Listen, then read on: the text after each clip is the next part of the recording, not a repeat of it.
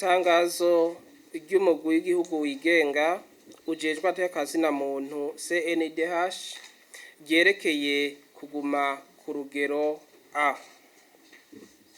Umugwi w'igihugu wigenga ujejwe atekazina muntu CNDH uri n'akanyamuneza ntangere ko kumenyesha abarundi n'amakungu ko inyuma yo gusuzuma ubwigenge bwawo, ukubahiriza amasezerano y'i Paris n'ubushobozi bwo gutohoza ivyerekeye ihonyangwa ry'atekazina muntu mu Burundi, komite ishinzwe kuduza ku rugero A canke kumanura ku rugero B y'ishirahamwe mpuzamakungu ry'ibihugu rijejwe agateka muntu GANRI yaraye itangaje icese ko kuwa 25 ntwarante umwaka wa 2025 ko umugwi w'igihugu wigenga CNDH wagumijwe ku rugero A, statut A.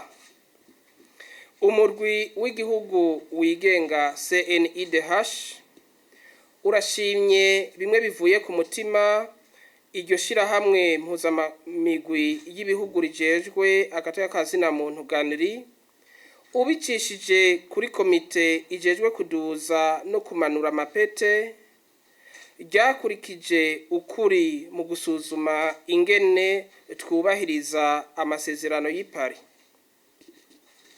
Kutugumiza ku rugero A ni ikimenyetso kitabesha kigaragaza ukwitanga kwa CNDH mu gutunganya umurimo wo gukingira no guharanira agateka kazina muntu.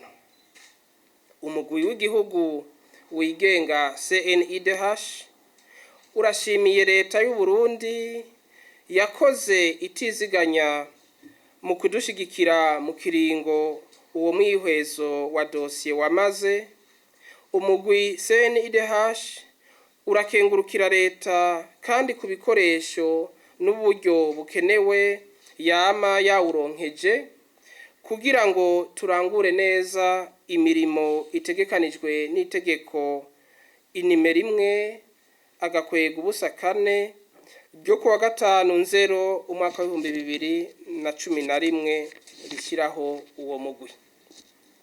Umugwi w'igihugu wigenga CNDH urashimye kandi abenegihugu bama bawizeye mu kuwitura bakawushikiriza ibirego biciye mu nyandiko, kwishikira aho mu gukorera, guhamagara hakoreshejwe telefoni tariha inimero 22 27 71 27 canke WhatsApp ku nimero 68 22 67 67.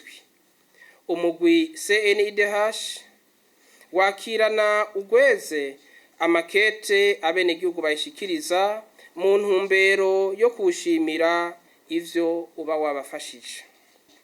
Umugwi w'igihugu wigenga CNDH urashima ivyakozwe n'ishirahamwe mpuzamakungu ONU n'amashirahamwe yayo akorera mu Burundi, ubumwe bwa Afrika, ubumwe bwa Buraya, ishirahamwe RINADEH, amashirahamwe yo mu Burundi ategamiye ivya politike, abafasha Burundi mu iterambere, abakorera mu gisata c'agateka kazina muntu begamiye amareta hamwe n'abigenga, abarundi n'abanyamahanga mu ntumbero yo kudushigikira kandi n'ubu bakiriko kugira ngo amakungu agume atwizera. Umugwi w'igihugu wigenga CNDH urashimiye bivuye ku mutima ibimenyesha makuru, amaradiyo na televiziyo baduherekeje mu irangurwa ry'imirimo yacu.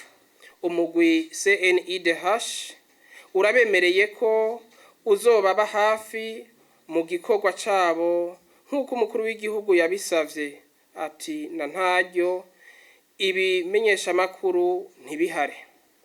jamais sans les médias. Mbere bikazotuma n'ivyo twakoze bimenyekana mu gihugu no mu makungu. Umugwi w'igihugu wigenga CNIDH uboneyeho akaryo keza ko gushimira abakomiseri n'abakozi bose bitanze mu gukora batiziganya kandi basenyera ku mugozi umwe, bikaba vyadushikanye kuri iyi ntsinzi yo kuguma ku rugero A. Basabwe gukenyera zikaguma kandi bongereza ingoga zo kubandanya bakora ibishimwa mu kuba ijisho ry'abatagira aho bavugira, kugira ngo rishire hejuru agacerere n'amarira vyabo bihinduke urukiza rwaho agateka kazina muntu kahonyanzwe. Umugwi w'igihugu wigenga CNIDH uremeza ko ikiringo c'umwihozo wa dosiye yawo kabaye akaryo ko kwiga ibitari bike uzokoresha mu kurangurana ubwira imirimo yo gukingira no guteza imbere agateka kazina muntu hamwe no guhanura inzego mu bibazo bijanye n'agateka kazina muntu. Umugwi CNIDH uriyemeje kubandanya ukora neza hisunzwe itegeko ritugenga, ubwigenge, kudahengama, gukurikiza ukuri, ubuziranenge, ukutarenganya no kubahiriza amategeko y'igihugu. Umugwi w'igihugu wigenga CNIDH uratumiriye abarundi bose n'ababa mu Burundi kugira urunani rw'intamenwa mu gutsimbataza leta irangwa no kwishira no kwizana hamwe no kubahiriza agateka kazina muntu, arivyo shingiro rya demokarasi, amahoro, umubano mwiza n'iterambere rirama. Twese hamwe duteze imbere agateka kazina muntu mu Burundi. Murakoze. Hanyuma Sonia yabajije ibibazo vyinshi, ibibazo bijanye na enlèvement. Nukuri je reviens encore une fois, ni haba hariho secteur CNIDH ishiramwo ama energy menshi ni mu bintu vy'ama disparition, ni muri bintu vy'ama enlèvement. Kubera iki? Kuko l'information d'abord urayironse, umuntu araja kwitura, mugabo utegerezwa kuja kurondera sa famille. Iyo bakubwiye kenshi usanga atariho, ugahindura ukaja ku wundi musozi.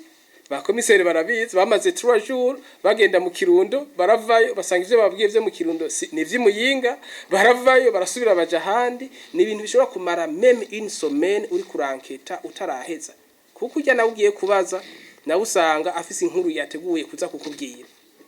Iyo nkuru yaguhaye uci yakira kenshi usanga yaguhenze, uteza kutrianguler les informations. Uravye muri rapport annuelle y'umwaka, les pages 80, 81, 82, 83, mbere gushika kuri ni na nyinshi, gushika kuri 86, tuvuga les cas d'enlèvement.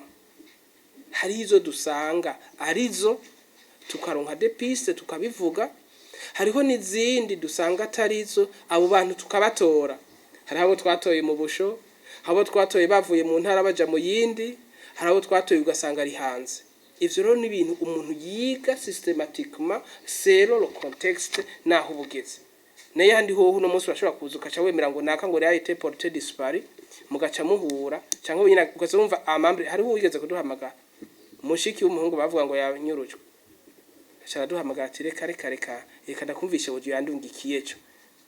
Jewe narigigiriye aha kuko mbona yuko ubuzima butameze neza, nkeneye kuja kuraba aho noca tubiri. Ivyo nibishika.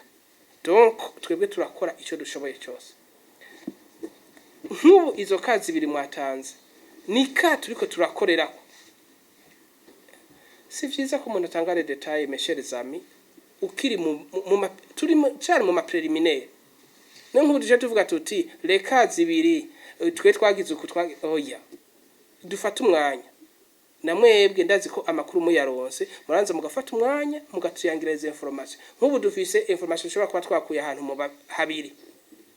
None twoza tukazivuga ejo hakazo wa gatatu tugasanga niwe ari afise raison. Nimuva ko twaba tubahenze. Mugabo dès qu'on est saisi, turagenda tukegera nos enquêtes hanyuma tugatanga l'information même à la famille.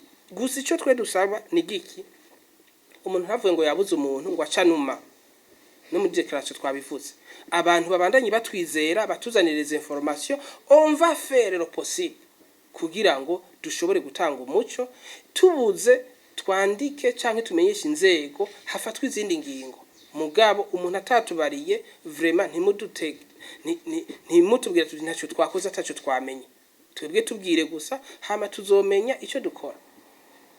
Kandi nibaza ko imiryango myinshi maze kubuza twaragerageje gukorana nayo. Ndiko ndibuka umuntu bigeze kuvuga ko yakuwe mu mpimba, Colonel Moporo, sinzi ko muvyibuka. La famille iraza ngaha kandi les médias zavuze ko ata famille nimwe afise, ata mwana afise. Mugabo haza umwana wiwe aratubwira, hama turagira les enquêtes, turamenya hari, duca dufata uwo nyene ati ngo tugende. Duca turajana, turasaba uruhusha tuti sa famille s'inquiète, akeneye amubone. Hanyuma abonye uwo muntu banavugane, turamufata turamujana, baricarana barayaga. Gusa la fille canke la femme uwo mwana wiwe acatangura kurira parce que yaciye yumvira ibintu byose bamubwiye, ahejeje kumubaza agasanga c'est exactement faux, agacatangura kurira kubera les émotions. Donc twebwe même pour les journalistes muronse inkuru ça ne coûte rien de balancer à la CNIDH. Twe twagira amatohoza, ntituvuze ngo dufise uburyo bwose bwo kugira amatohoza, mugabo on est prêt à collaborer kugira amatohoza abe hanyuma tumenye ukuri. Nibaza yuko ibi bijanye n'ababicwa la même chose. Umuntu yasomye iyi rapport annuelle vraiment akabaza ico kibazo, jewe vyo ntangaza parce que ça détaille naka aha vyagenze uku. Hanyuma les enquêtes twagize zashitse ngaha, tubonye yuko twebwe la CNIDH est convaincue de l'implication de telle personne, on a même saisi officiellement les autorités. Twabwira tuti twebwe après nos enquêtes twabonye ko ibintu vyagenze gutya, none kubera iki uyu muntu acidegenza kandi twe tubona yuko ashobora kuba ari we yakoze ico cyaha, none mushaka CNIDH ikore gute? On fait le mieux qu'on peut. Mugabo pour terminer, twibuke yuko tuvuga violation des droits de l'homme igihe inzego za leta tacho zakoze.